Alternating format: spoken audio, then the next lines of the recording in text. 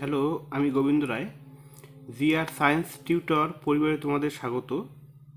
আজকে আমি সপ্তম শ্রেণীর প্রথম অধ্যায়ের নিজে নিজে করি 1-2 এর 1, 2, 3 ও 4 নং প্রশ্ন সমাধান করব। তোমরা প্রথম থেকে শেষ অবধি মনোযোগ সহকারে ভিডিওটি দেখো এবং প্রশ্নগুলি বোঝার চেষ্টা করো। আর তোমরা যারা এই পরিবারের সদস্য হতে চাও তো অবশ্যই চ্যানেলটি সাবস্ক্রাইব করো এবং পাশে থাকা বেল আইকনটি দাবিয়ে দাও যাতে পরবর্তী ভিডিওর আপডেটগুলি সবার আগে পাও। তো চলো শুরু করা যাক।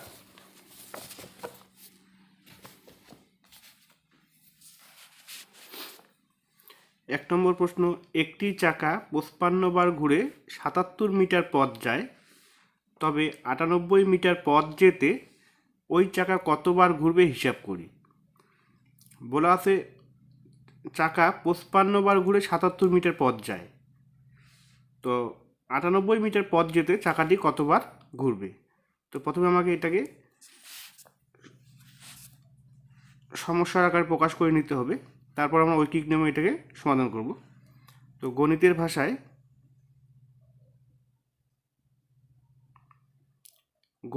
ভাষায় সমস্যাটি হলো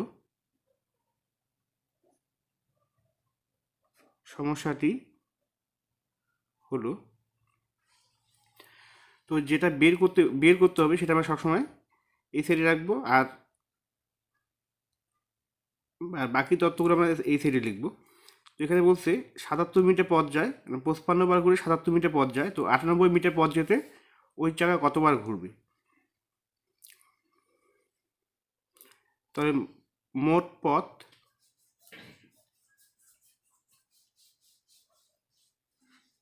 মিটার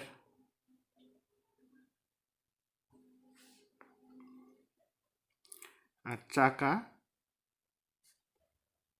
ঘুরে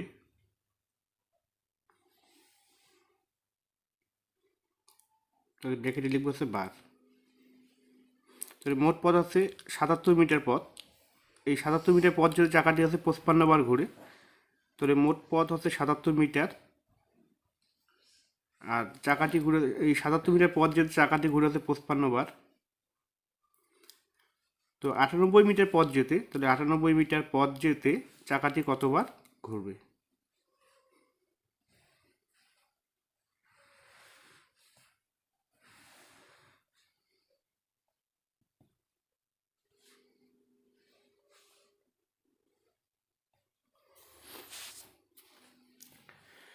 তো এটাকে আমরা ঐকিক নিয়মে সমাধান করি। দেখো এখানে একটু দেখে নাও যে মোট পথ 77 মিটার, এই 77 মিটার পথ যদি চাকাটি 55 বার ঘুরে, এবার পথ আগের থেকে বাড়তেছে, এখানে 98 মিটার, 77 মিটার থেকে এখানে কত হচ্ছে 98 মিটার। এবার 98 মিটার পথ যেতে কতবার ঘুরবে। এখানে যেহেতু পথ বেশি, তাই এখানে চাকাটিও বেশিবার ঘুরবে। তাহলে এখানে মোট পথ ও চাকাটি ঘুরবে আছে, এই দুটোর মধ্যে এখানে সম্পর্কটা আছে সরল সম্পর্ক। তাহলে মোট পথ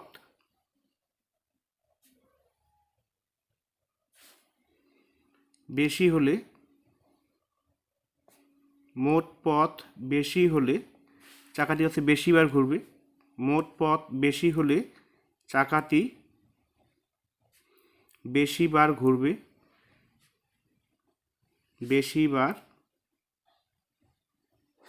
ঘুরবে। তাহলে সুতরাং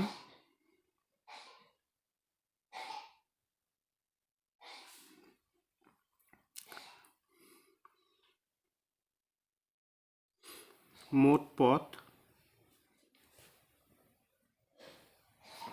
ও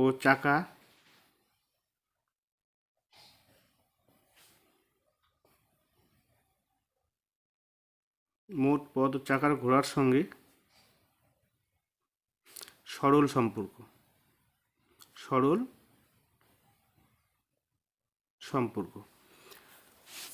তাহলে সুতরাং এখন ঐকিক নিয়মে আমরা সমাধান করবে। 77 মিটার পথ যেতে চাকাটি হচ্ছে 55 বার ঘুরে, তাহলে 77 মিটার পথ যেতে চাকাটি 55 বার ঘোরে। 55 বার ঘুরে। তাহলে সুতরাং 1 মিটার পথ যেতে চাকাটি কম ঘুরবে।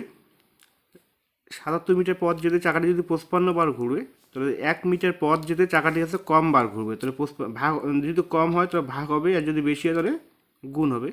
তাহলে যেহেতু কম তাই এখানে ভাগ হবে। তাহলে 55 ভাগ হলে আমরা নিচে লিখব 55/77 এতবার ঘুরে। এবার হচ্ছে 98 মিটার পথ যেতে চাকাটি কতবার ঘুরে। তাহলে সুতরাং 98 মিটার পথ যেতে চাকাটি বেশিবার ঘুরবে, তাহলে এটা গুণ হবে 55 গুণ 98 আর নিচে হলো 77 এতবার ঘোরে। তো এটা কাটাকাটি করব। 7, 11, 77 আর 11 দিয়ে এখানে 55, 5, 11, 55 আর 7, 14 হচ্ছে 98। 5 দিয়ে বা 14কে গুণ করো, 5, 14 হচ্ছে 70, তাহলে 70 বার। তাহলে আমি এটা উত্তরটা পেয়ে গেলাম। তাহলে সুতরাং 98 মিটার পথ যেতে চাকাটি 70 বার ঘুরবে। 70 বার ঘুরবে, এটাই অ্যান্সার। তাহলে 1 নম্বর প্রশ্ন হয়ে গেল। এবার 2 নম্বর প্রশ্ন।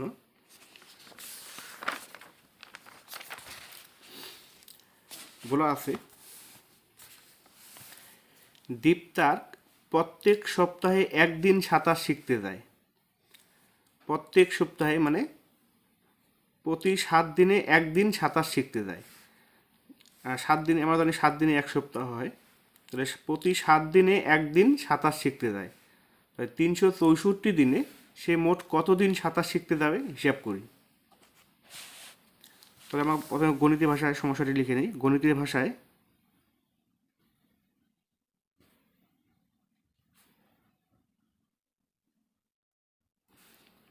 সমস্যাটি হলো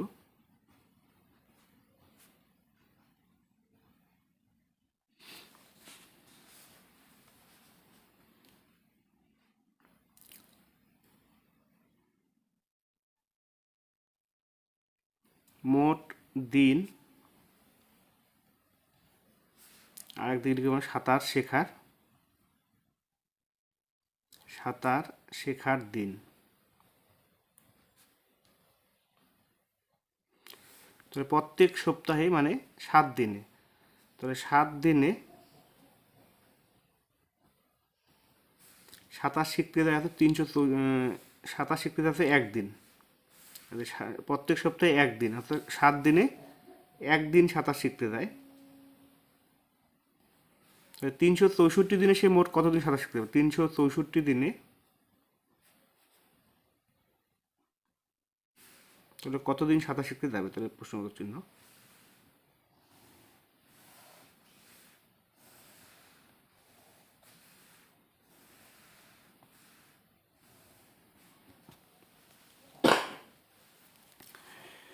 তো দিন দিন এখানে দিন বাড়তেছে, আগে ছিল 7 দিন, এখন হলো 364 দিন।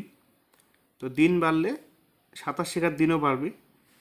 তো মোট দিন ও সাঁতার শেখার দিনের মধ্যে আছে সরল সম্পর্ক। তাহলে আমরা লিখতে পারি সুতরাং মোট দিন ও সাঁতার শেখার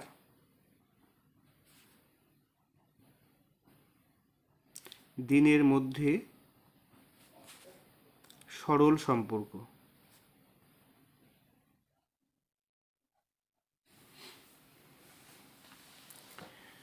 তো এবার ঐকিক নিয়মে আমরা অঙ্কটা করব। তো 7 দিনে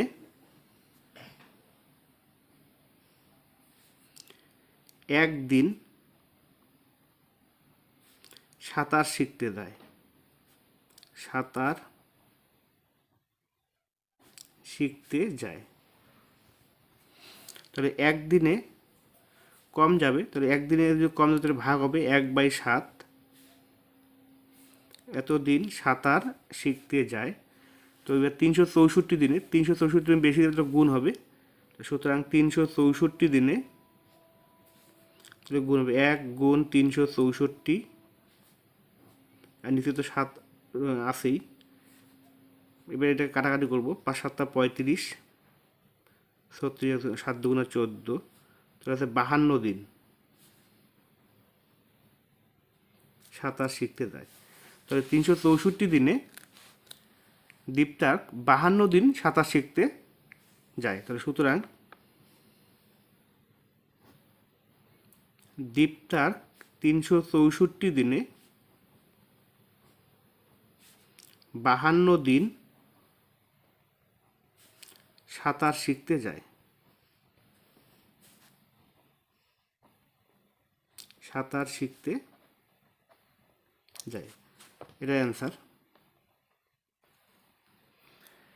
তো 2 নম্বর প্রশ্ন হয়ে গেল। এবার 3 নম্বর প্রশ্ন।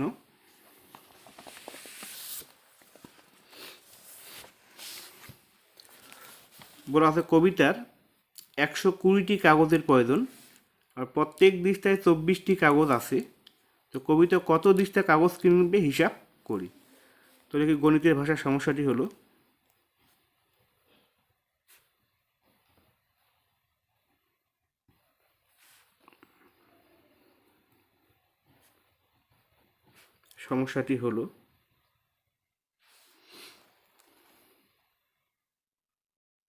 মোট কাগজ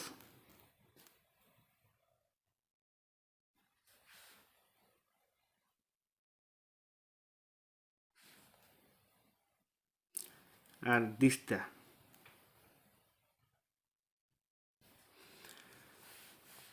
বলা আছে প্রত্যেক দিস্তায় 24টি কাগজ আছে, তার মানে 24টি কাগজ আছে, 24টি কাগজ আছে এক দিস্তা কাগজে, এক দিস্তা কাগজে। তাহলে 120টি কাগজের প্রয়োজন, তাহলে 120টি কাগজে কত দিস্তা কাগজ হবে? তাহলে 120টি কাগজে কত দিস্তা কাগজ হবে?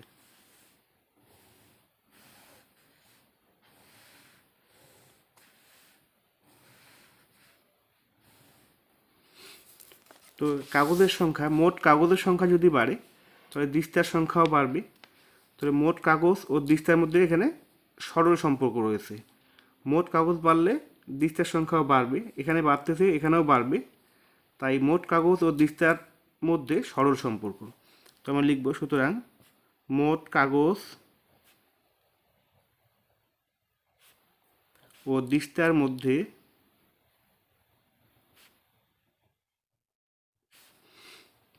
সরল সম্পর্ক।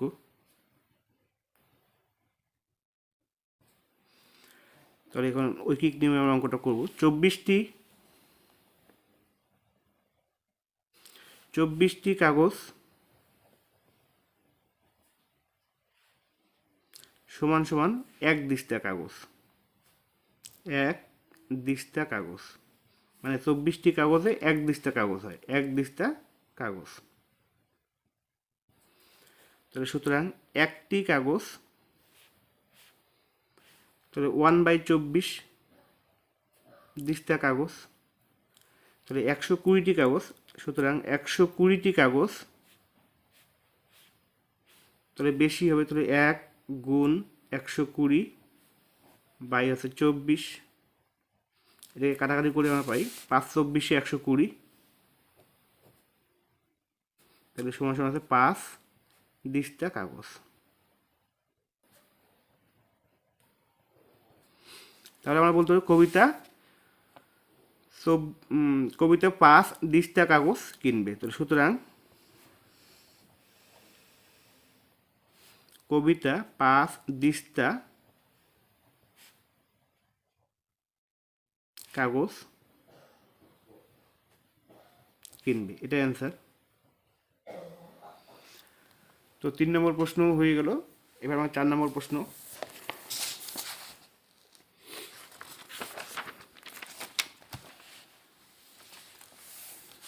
বলা আছে 1 ডজন ডিমের দাম 48 টাকা হলে 32টি ডিমের দাম কত হবে হিসাব করে দেখি। তাহলে আগের মতো করে আমার গণিতের ভাষায় সমস্যাটি লিখে, গণিতের ভাষায়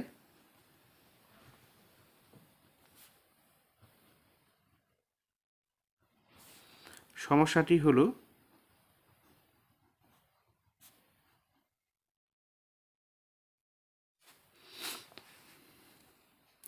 এক ডজন ডিম মানে আছে 12টা ডিম, 12টা ডিমের দাম হচ্ছে 48 টাকা। তাহলে 32টি ডিমের দাম কত হবে?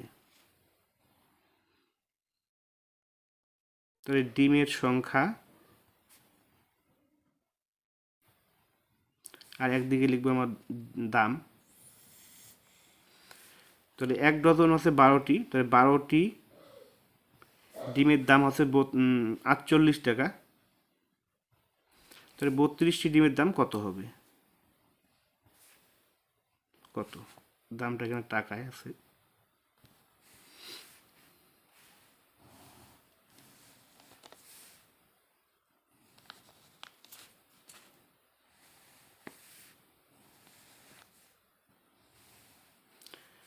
তো ডিমের সংখ্যা এখানে কমছে, ডিমের সংখ্যা যদি কমে, ডিমের সংখ্যা এখানে বাড়ছে, ডিমের সংখ্যা যদি বাড়ে তো দামও বাড়বে।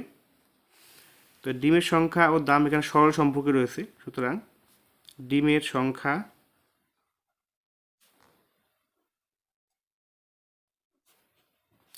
ও দামের মধ্যে সরল সম্পর্ক।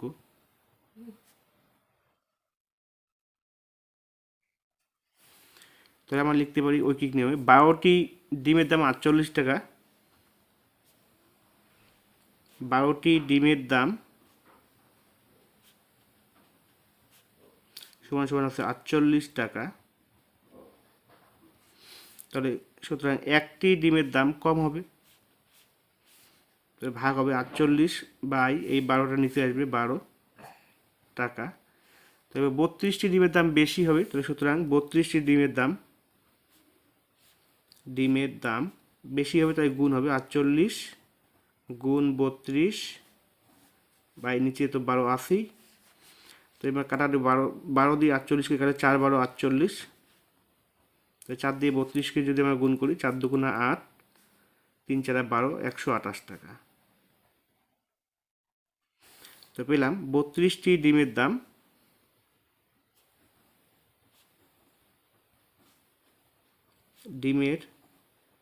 দাম হবে 128 টাকা, 128 টাকা।